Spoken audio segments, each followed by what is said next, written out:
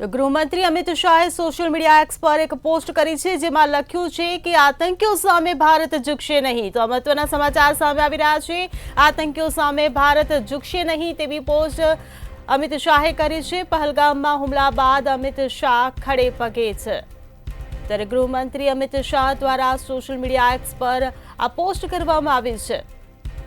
તો આતંકીઓ સામે ભારત ઝૂકશે નહીં તેવું અમિત શાહે સોશિયલ મીડિયા એક્સ પર લખ્યું છે। સીસીએસની બેઠક આજે સાંજે 6 વાગે યોજાશે તેની માહિતી આપી છે। તો પહલગામમાં હુમલા બાદ દેશભરમાં આક્રોશ જોવા મળી રહ્યો છે। ત્યારે પહલગામમાં હુમલા બાદ અમિત શાહ પણ ખડે પગે છે। ત્યારે અમિત શાહ દ્વારા સોશિયલ મીડિયા એક્સ પર આ પોસ્ટ કરવામાં આવી છે, જેમાં લખ્યું છે કે આતંકવાદ સામે ભારત ક્યારેય ઝૂકશે નહીં।